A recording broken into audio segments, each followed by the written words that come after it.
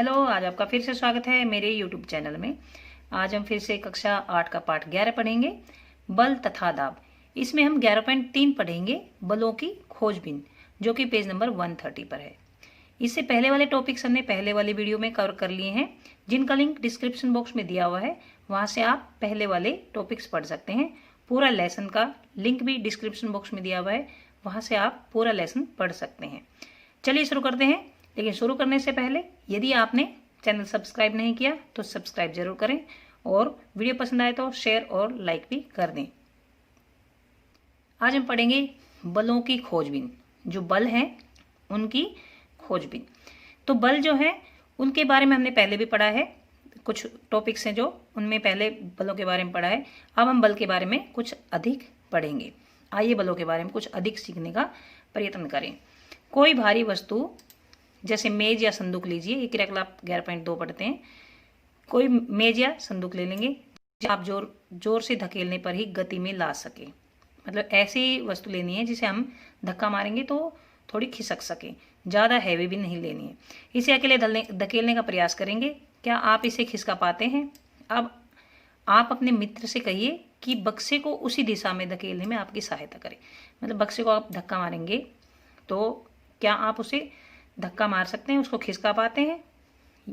अगर नहीं तो अपने किसी दोस्त से कहिए, वह भी उसको धकेलने की में आपकी सहायता करे।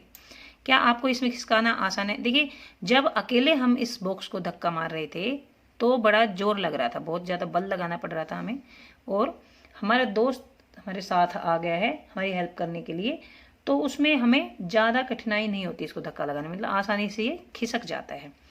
तो ये ध्यान रखना है कि जो बल है हम जिस तरफ से लगा रहे हैं उसी तरफ से हमारे मित्र को भी इसी दिशा में बल लगाना है। यह नहीं कि हम इस तरफ से लगा रहे हैं दूसरी तरफ से धक्का मारें। तो पहली स्थिति में तो हम ऐसे करेंगे, और फिर हम देखेंगे दूसरी स्थिति में हम इधर से धक्का मारेंगे इस तरफ से, और किसी दूसरे अन्य अपने मित्र को कहेंगे कि वो इस तरफ से धक्का मारे। तो हम देखेंगे कि हमें बी जो स्थिति है उसमें कठिनाई होगी इसको धक्का देने में। ऐसा क्यों? क्योंकि इसमें जो हमारा बल लग रहा था उसी में इस दूसरे सदस्य का भी बल इसमें जुड़ रहा था, और यहाँ पर जो बी स्थिति है उसमें जो हम बल लगा रहे थे उसके विपरीत हमारा मित्र बल लगा रहा है। तो क्या आप अनुमान लगा सकते हैं कि आप में से कौन अधिक बल लगा रहा है? तो इसमें हम ऐसे अनुमान लगाएंगे, यदि यह जो वस्तु है, देखिए इसमें तो वस्तु इसी तरफ चलेगी, इसी तरफ गतिमान होगी, लेकिन जो बी स्थिति है उसमें क्या होगा कि वस्तु की उसी दिशा में गति करेगी। जैसे देखिए, अगर मान लो हम इधर से धक्का मार रहे हैं और हमारा मित्र इस तरफ से धक्का मार रहा है, तो जो भी ज़्यादा बल लगाएगा उसी की दिशा में ही वस्तु गति करेगी। अगर हमारे मित्र ने ज़्यादा बल लगाया है तो यह वस्तु भी इसी दिशा में गति करेगी, और अगर इससे ज़्यादा हमने बल लगाया है तो यह वस्तु जो है, यह डिब्बा है या बॉक्स है, वो इस तरफ गति करेगा। तो इससे क्या निष्कर्ष निकलता है? देखिए आगे पढ़ते हैं हम। क्या आपने कभी रस्साकसी खेल देखा है? रस्साकसी का खेल आपने जरूर देखा होगा। क्या करते हैं, इसमें एक रस्सी होती है, और देखिए ये रस्सी ले ली है, ये बीच में यहाँ पर कुछ कपड़ा बांध देते हैं। आधे मित्र हमारे इधर होते हैं, आधे हम इस तरफ होते हैं, और इस रस्सी को खींचते हैं। जो ये पॉइंट है, ये जो निशान है, इससे हमें, अगर इससे ये इस तरफ खींच लेते हैं तो ये जीत जाते हैं, और अगर ये इस तरफ खींच लेते हैं तो ये जीत जाते हैं। दो टोलियों में एक रस्सी को विपरीत दिशा में खींचा जाता है। दोनों टोलियों के सदस्य रस्से को अपनी दिशा में खींचने का प्रयत्न करते हैं। कभी कभी रस्सा बिल्कुल नहीं खींच सकता। ऐसा कब होता है? जब यहाँ से भी ये लोग भी हमारे बराबर का बल लगाते हैं, और ये भी, जब दोनों तरफ बराबर का बल लगता है तो ये रस्सा बिल्कुल यहाँ से खिसकेगा नहीं। क्या यह चित्र में दर्शाई गई स्थिति के समान नहीं है? देखिए इसमें भी ये बिल्कुल बीच में इस लाइन पर ही ये जो कपड़ा है इसका निशान यहाँ पर है, क्योंकि दोनों तरफ से समान बल लग रहा है। जो टोली अधिक जोर से खींचती है अर्थात अधिक बल लगाती है, अंत में वही खेल में विजयी हो जाती है। मतलब अगर ये वाली टोली इस तरफ ज्यादा बल लगाएगी तो ये जीत जाएंगे, और अगर ये वाली टोली इस तरफ ज्यादा बल लगाती है तो ये जीत जाते हैं। ये उदाहरण बल के बारे में क्या सुझाते हैं? अब इन उदाहरणों से हमें क्या पता चलता है? इन उदाहरणों से देखिए यह निष्कर्ष निकलता है, पहले उदाहरण में भी ये जो हमने क्रियाकलाप किया था और इसमें भी देखिए, इसको आप ध्यान से सुनेंगे।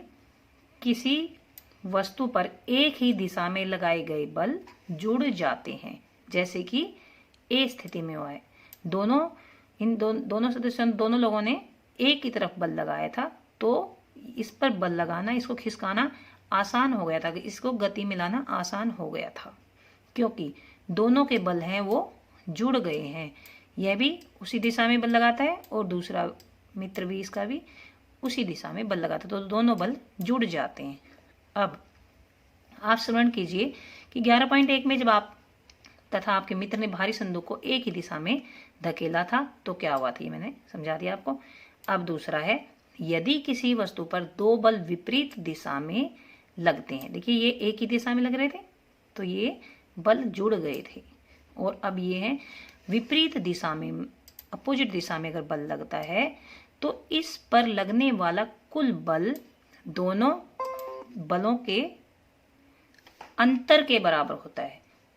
यह भी मैंने समझाया आपको कि जब विपरीत दिशा में बल लगते हैं तो जो नेट बल है, मतलब कुल बल है, दोनों बलों के अंतर के बराबर होता है। जैसे अगर इसने बल अगर ज्यादा लगाया है तो यह वस्तु इस तरफ गति करेगी, इसने अगर बल ज्यादा लगाया था तो इस तरफ गति करेगी। मतलब उन बलों का डिफरेंस हो जाता है, मतलब बलों का में घटा करना पड़ता है। जैसे इसमें जोड़ दिया है, एक ही दिशा में लगाए गए बल जुड़ जाते हैं और ये विपरीत दिशा में लगाए गए बल आपस में घटाए जाते हैं। क्रियाकलाप 11.2 में जब आप दोनों भारी संदूक को विपरीत दिशा में धकेल रहे थे तो आपने क्या देखा था? हमने देखा था कि उसी वस्तु उसी दिशा में खिसक रही थी जब जिस दिशा में ज्यादा बल लगाया गया था। स्मरण कीजिए कि रस्साकसी के खेल में जब दोनों टोलियां रस्से पर बराबर बल लगाकर खींचती हैं तो रस्सा किसी भी दिशा में नहीं जाता है। अगर इस तरफ बल और इस तरफ बल बराबर है तो दोनों बल आपस में घटा हो जाएंगे और लास्ट में 0 बचता है। तो इसका मतलब यह जो स्थिति है इसकी रस्सी की वहीं पर है, किसी भी तरफ ये रस्सी नहीं खिसकती है। इस प्रकार हमने सीखा है, अभी निष्कर्ष निकलता है, इसको आप अच्छे से समझेंगे। इस प्रकार हमने सीखा कि एक बल दूसरे से बड़ा, छोटा या बराबर हो सकता है। एक बल दूसरे से बड़ा, छोटा या बराबर हो सकता है। बल की प्रबलता प्राय इसके परिमाण और परिणाम में अंतर होता है, परिमाण से मापी जाती है। बल कितना प्रबल है उसकी प्रबलता इसके परिमाण से मापी जाती है, मतलब उसकी बल कितना है, 2 है, 4 है, 6 है, 8 है, इसे परिमाण मात्रा से मापी जाती है। बल के बारे में बताते समय हमें उस दिशा का उल्लेख करना भी आवश्यक है जिसमें बल कार्य करता है। हमें वह दिशा पता होनी चाहिए कि बल किस तरफ लग रहा है, क्योंकि अगर मान लो यह भी इसी तरफ बल लगा रहा है, दूसरा भी इसी तरफ, अगर हमें स्थिति नहीं पता होगी तो हम इन बलों को जोड़ेंगे कैसे, और इसमें भी अगर हमें विपरीत दिशा नहीं पता होगी तो हम इनका घटा कैसे करेंगे।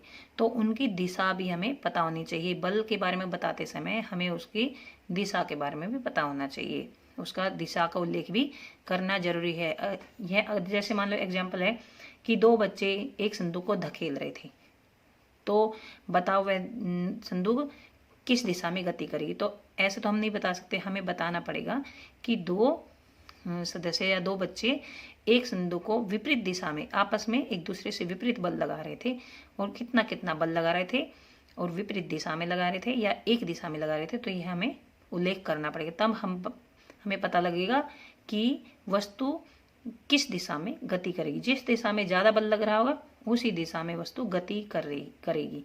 यह भी याद रखिए, यदि लगाए गए बल की दिशा या परिमाण में परिवर्तन हो जाए तो इसका प्रभाव भी बदल जाता है। अगर दिशा या फिर उसकी मात्रा में, मतलब बल अगर कम लगाया जाता है, ज्यादा लगाया था, इसका मतलब होता है परिमाण। बल कम लगाया था उसका परिमाण कम है, ज़्यादा लगाया जाता है उसके परिमाण ज़्यादा है। तो यह भी याद रखिए, यदि लगाए गए बल की दिशा या परिमाण में परिवर्तन हो जाए, बदलाव हो जाए, तो इसका प्रभाव भी बदल जाता है। अगर जैसे इस एग्जाम्पल में देख लेंगे, पहले इसने ज़्यादा बल लगाया था तो वस्तु इस तरफ गति करती है। अगर मान लो अब यह धीरे बल लगाएगा और यह ज़्यादा बल लगाएगा तो वही वस्तु इस तरफ गति कर सकती है। तो ये देखिए, दिशा और परिमाण में परिवर्तन हो जाए तो इसका प्रभाव भी बदल जाता है। क्या इसका अर्थ यह है कि किसी वस्तु पर विपरीत दिशाओं में लगने वाले बल बराबर हैं तो उस पर लगने वाला नेट बल शून्य होगा, मतलब जो टोटल बल आएगा वह शून्य होगा। तो ये मैंने बता दिया है, क्योंकि देखिए अगर इस तरफ से भी बराबर बल लगेगा, उस तरफ से भी बराबर बल लगेगा तो ये वस्तु नहीं सरकेगी। जैसे कि इसमें इन दोनों ने बराबर बल लगाया तो ये रस्सी यहीं की यहीं रहती है। सामान्य रूप से किसी वस्तु पर एक से अधिक बल लगे हो सकते हैं, मतलब एक से अधिक बल भी लग सकते हैं, तथापि वस्तु पर इनका प्रभाव नेट बल के कारण ही होता है। तो जो रिजल्ट हम निकालते कोई वस्तु गतिमान है या नहीं है, वह किस पर डिपेंड करता है कि उन पर टोटल बल किस दिशा में लग रहा है और कितना कितना लग रहा है। तो जो नेट बल है लास्ट में उन दोनों के माइनस करने से या प्लस करने से ही आता है। एक वस्तु पर एक से अधिक बल भी लग सकते हैं। तो यहाँ तक आपको समझ में आ गया होगा कि हम किस दिशा में बल लगाएंगे तो जुड़ेंगे और किस दिशा में बल लगाएंगे तो आपस में घटेंगे। और नेट बल क्या होता है, जैसे मान लो ये बता देते हैं, जैसे मान लो इसने 4 न्यूटन बल लगाया, इसने 2 लगाया, तो इसका नेट बल कितना हो गया 4 माइनस 2, क्योंकि ये विपरीत दिशा में बल लगा रहे हैं। और अगर यही बल इसने 4 लगाया और इसने 2 लगाया तो दोनों एक ही दिशा में बल लगा रहे हैं, तो 4 प्लस 2 हो जाएगा। तो ये हो गया नेट बल। नेट बल कितना हो गया 6 हो गया, इसमें 6 न्यूटन और इसमें हो गया 2। तो ये देखिए ये नेट बल होता है, मतलब इनको माइनस करेंगे या प्लस करेंगे, किस दिशा में बल लग रहा है तो उन पे डिपेंड करता है नेट बल। तो यहाँ तक आपको समझ में आ गया होगा। अब नेक्स्ट में हम 11.4 पढ़ेंगे, बल वस्तु की गति की अवस्था में परिवर्तन कर सकता है। किस प्रकार बल वो वस्तु की गति की अवस्था में परिवर्तन कर सकता है। वीडियो देखने के लिए धन्यवाद। अगर पसंद आए तो शेयर जरूर करें। Thank you.